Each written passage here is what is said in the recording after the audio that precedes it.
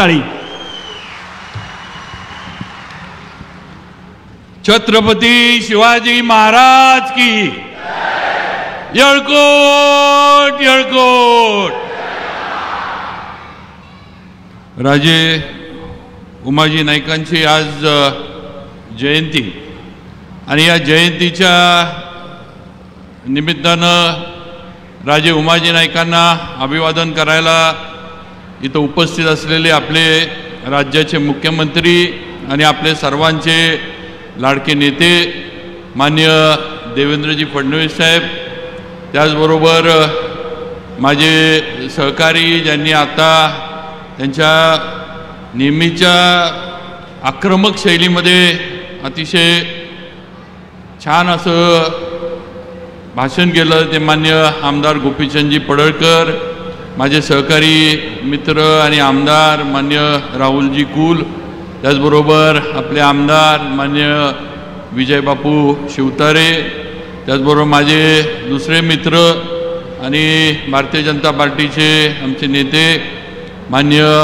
संजयजी जगताप माजी आमदार, त्याचबरोबर माननीय संग्रामदादा थोपटे आपले माजी आमदार, त्याचबरोबर ज्यांच्या निमंत्रणानं आपण सगळेजण इथं आलो आहे आणि ज्यांना खऱ्या अर्थानं आज ज्यांनी मनापासून अगदी त्यांच्या डोळ्यात अश्रू आले आपल्यासाठी, पण खऱ्या अर्थानं आपल्या समाजासाठी, रामोशी समाजासाठी आणि राजे उमाजी नाईकांच्या स्मृतीसाठी ज्यांनी अहोरात्र काम केलं ते दौलतनाना शितोळे, त्याचबरोबर आपले समाजाचे गुरुदेव, उपस्थित सर्वच प्रशासकीय अधिकारी, मान्य कलेक्टर साहेब, जितेंद्र डुडी साहेब, त्यांचे सर्व सहकारी, त्याचप्रमाणे आमचे खासदार मान्य रणजितसिंह नाईक निंबाळकर साहेब, पलटणचे आमदार मान्य कांबळे पाटील साहेब आणि उपस्थित सर्वच स्टेजवरील मान्यवर बंधू भगिनी आणि उपस्थित माझ्या सर्व तरुण मित्रांनो, मी सर्वप्रथम राजे उमाजी नाईकांच्या स्मृतीस अभिवादन करतो. आपल्या सर्वांच्या वतीनं, माझ्या वतीनं त्यांना अभिवादन करून त्यांना नतमस्तक होतो. आज राजे उमाजी नाईकांची जयंती आहे. दौलतनानांनी त्यांच्या प्रास्ताविकामध्ये बरंच काही सांगितलं की आजचा हा दिवस आणि ही जयंती सोहळा हा कसा सुरू झाला, याच्यासाठी काय काय समाजाला करायला लागलं, हे सगळं दौलतनानांनी त्यांच्या प्रास्ताविकात सांगितलं. बंधू भगिनींनो, मला आपल्याला सांगायचं आहे आणि आपण पण या गोष्टीचा विचार केला पाहिजे की ज्या पद्धतीनं आपल्याला उपेक्षित ठेवण्याचं काम केलं गेलं, ज्या पद्धतीनं इतक्या वर्षामध्ये हे राजे उमाजी नाईकांची जयंती ही शासनाच्या माध्यमातून शासकीय जयंती म्हणून साजरी व्हावी, ही मागणी अनेक वर्षाची होती, पण या मागणीला कधीही न्याय मिळाला नाही. आपला समाज उपेक्षित आहे म्हणून आपल्या समाजाला दाबून ठेवण्याचं काम केलं गेलं. आज खऱ्या अर्थानं आपले प्रश्न, आपले जे समाजाची जी विवंचना आहे ही समजून घेणारा आपला नेता आल्यानंतर हा निर्णय झाला आणि देवाभाऊंच्या, देवेंद्रजींच्या नेतृत्वाखाली, त्यांच्या मार्गदर्शनाखाली आणि त्यांच्या आदेशानं ही राजे उमाजी नाईकांची जयंती जी आहे ही शासकीयरित्या साजरी केली गेली. आणि हीच परिस्थिती आपण बघा, एवढे वर्ष जे शासनकर्ते होते, जे शासनकर्त्यांनी राज्यात, देशात ज्यांनी सरकारं चालवली, मी मगाशी साहेबांशी बोलत होतो, अगदी छत्रपती शिवाजी महाराजांचा हे दिल्लीमध्ये संसद भवनामध्ये जो पुतळा उभा केला तो सुद्धा नरेंद्र मोदी पंतप्रधान झाल्यानंतर तिथं उभा राहिला. डॉक्टर बाबासाहेब आंबेडकरांचं जे स्मारक दिल्लीमध्ये उभं राहिलं ते सुद्धा नरेंद्र मोदी पंतप्रधान झाल्यानंतर दिल्लीमध्ये उभं राहिलं. ही वस्तुस्थिती आपण लक्षात घेतलं पाहिजे. आणि तीच परिस्थिती आपल्या इथं सुद्धा आहे. आज राजे उमाजी नाईकांची सुद्धा जयंती आज देवेंद्रजींच्या माध्यमातून हा निर्णय केला गेला. त्यामुळं उपेक्षित, मागासवर्गीय किंवा ज्यांना नेहमीच बाजूला ठेवलं आहे या लोकांना खऱ्या अर्थाने न्याय मिळवून देण्याचं काम हे देवाभाऊंच्या देवेंद्रजींच्या माध्यमातून होत आलं ही वस्तुस्थिती आहे. आज राजे उमाजी नाईकांचा इतिहास जर बघितला तर बलाढ्य अशा ब्रिटिशरांच्या विरोधामध्ये स्वराज्याची जी संकल्पना छत्रपती शिवाजी महाराजांनी जी महाराष्ट्राला मराठी माणसाला दिली होती ती छत्रपती शिवाजी महाराजांनंतर जिवंत ठेवण्याचं काम हे राजे उमाजी नाईकांनी केलं हे आपण लक्षात घेतलं पाहिजे. आज ब्रिटिश काय छोटे नव्हते, त्यांची ताकद काही कमी नव्हती, पण तरीही समाजाला सगळ्यांना एकवटून सगळ्यांना एकत्र आणून ब्रिटिशरांच्या विरोधामध्ये लढलं पाहिजे आणि परकीयांना इथनं जाण्याचं जे काही हकलण्याचं काम हे आपण केलं पाहिजे. या पद्धतीनं राजे उमाजी नाईकांनी आज करून दाखवलं हे आपण सगळ्यांनी बघितलंय. छत्रपती शिवाजी महाराजांचं आणि रामोशी समाजाचं एक अतूट असं नातं आहे. बहिर्जी नाईकांचा उल्लेख सगळ्या याच्यामध्ये होतो की बहिर्जी नाईकांच्या शब्दावर किंवा त्यांनी दिलेल्या बातमीवर छत्रपती शिवाजी महाराज त्यांचं पुढचा जो काही रणनीती आहे, जे काही त्यांच्या मोहिमा आहेत त्या त्यांच्या ह्याच्यावर राबवायचे किंवा आखायचे ही वस्तुस्थिती आहे. आणि म्हणून आज दौलत नानांनी सुद्धा तोच शब्द आपल्या सर्वांच्या माध्यमातून देवेंद्रजींना दिला आहे की हा समाज आपल्या मागं ताकदीनं उभा राहील. दौलत नाना, तुम्ही प्रास्ताविकामध्ये सुरू केलं त्यावेळेला तुम्ही बोलला की देवेंद्रजी हे मागासवर्गीय ओबीसी उपेक्षितांचे नेते आहेत. दौलत नाना, मी आज इथं अगदी ठामपणे सांगू शकतो की मराठा समाजाचे सुद्धा नेते आज देवेंद्रजीच महाराष्ट्रामध्ये आहेत ही वस्तुस्थिती आहे. ज्या मराठा समाजाचं आणि ओबीसीचं आज जरा आरक्षणावरनं काही लोक वादविवाद पेटवून देण्याचा प्रयत्न करतात. दौलत नाना, गोपीचंद, आपल्याला दोघांना पण माहीत आहे त्या उपसमितीतला एक सदस्य मी होतो. विखे पाटील साहेब आमचे अध्यक्ष होते. आम्ही अनेक बैठका केल्या. देवेंद्रजींच्या इथं वर्षा बंगल्यावर परत आमची सर्व बैठक झाली, पण कधीही मराठा समाजाला खुश करण्यासाठी ओबीसींचं काढा आणि मराठ्यांना देऊन टाका असं देवेंद्रजींनी भूमिका कधी घेतली नाही. हे माझ्या ओबीसी बांधवांनी लक्षात ठेवलं पाहिजे, ही माझी आपल्या सर्वांना विनंती आहे. आणि पहिल्यापासूनची त्यांची भूमिका आहे की कुणावरही अन्याय न होता जे काही आरक्षण आहे ते दिलं जाईल. ओबीसींचं आरक्षणाला कुठेही हात न लागता इतर समाजांना आरक्षण दिलं जाईल आणि त्या पद्धतीनं निर्णय हा देवेंद्रजींनी आपल्याला करून दिलेला आहे. त्यामुळं ओबीसी बांधवांनी, रामोशी समाजातल्या माझ्या बांधवांनी कुठलीही शंका मनामध्ये ठेवू नका. आज आपल्या सर्वांच्या मागं ताकदीनं हिमालयासारखं उभं राहणारं देवेंद्रजींचं नेतृत्व आपल्या मागं आहे. कशाला घाबरता, कशाला कुणावर विश्वास ठेवता. कधीही त्यांनी आपला वापर राजकारणासाठी केला नाही. ज्या आपल्या समस्या होत्या, ज्या आपल्या अडचणी होत्या, ज्या आपल्या जो समाज मागं राहिला होता त्या प्रत्येक समाजाला न्याय देण्याचं काम हे आपल्या मुख्यमंत्र्यांनी देवेंद्रजींनी केलं हे आपण लक्षात ठेवलं पाहिजे. त्यामुळे कुठंही न घाबरता कोण काय सांगतंय, कोण काय कुठं घोषणा करतंय, कोण काय टी व्हीवर बोलतंय ह्याच्याकडे लक्ष देऊ नका.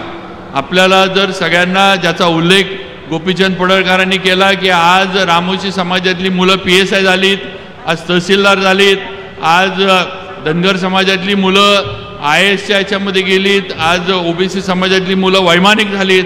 आज हे सगळं का घडू शकलं तर देशात नरेंद्र आणि राज्यात देवेंद्र होते म्हणून हे घडू शकलं. हे बंधू भगिनींनी लक्षात ठेवलं पाहिजे, ही माझी विनंती आहे.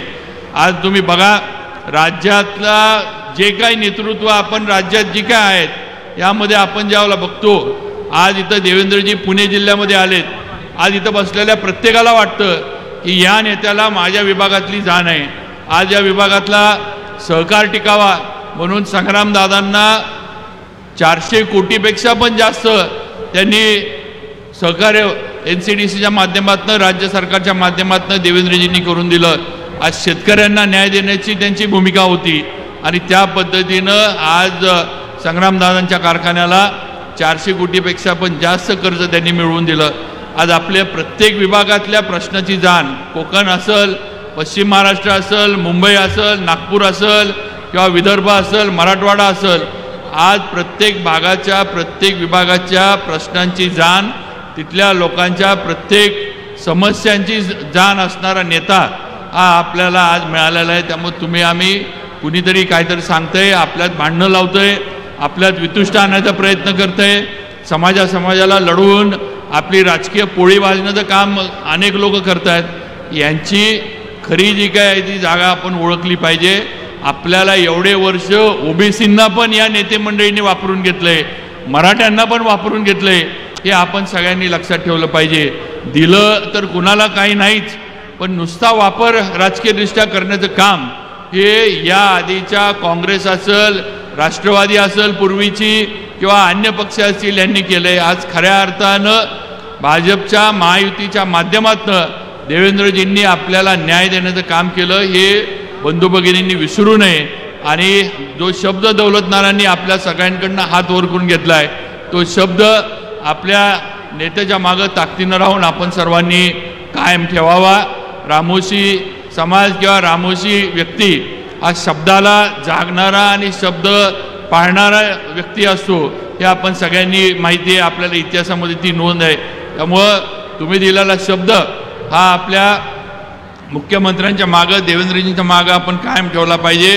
आज दौलतनारांनी आपल्यासाठी एवढं सगळा प्रयत्न करून अनेक योजना, अनेक जे काही कामं जी आहेत ती त्यांनी मंजूर करून आणलीत। राजे उमाजी नाईकांचं राष्ट्रीय स्मारक हे दौलतनारांनी प्रयत्न करून त्यांनी इथं आपल्या सर्वांसाठी आणि समाजासाठी त्यांनी उभं करण्याचं आज मंजुरी त्यांनी देवेंद्रजींच्या माध्यमातून मिळाली।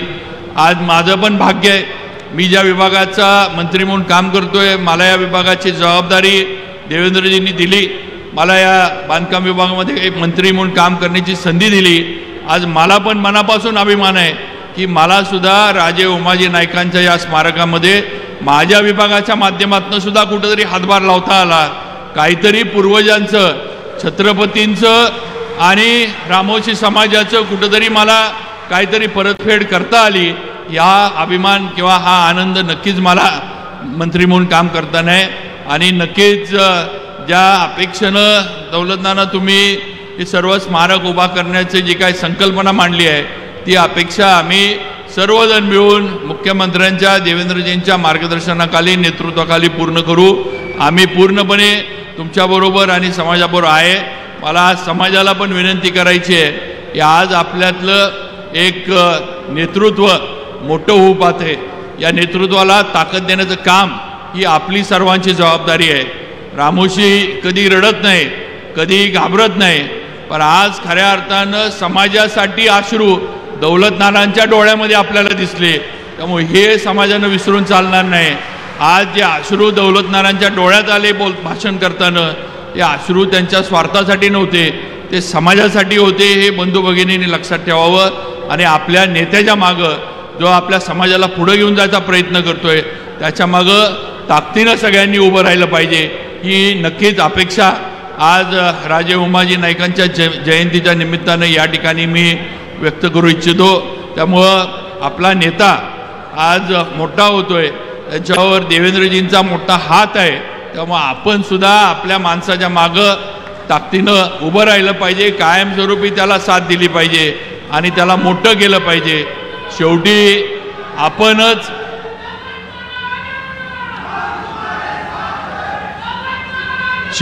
आपणच आपल्या माणसाला पुढं पाठवलं तर आपला माणूस मोठा होणार आहे।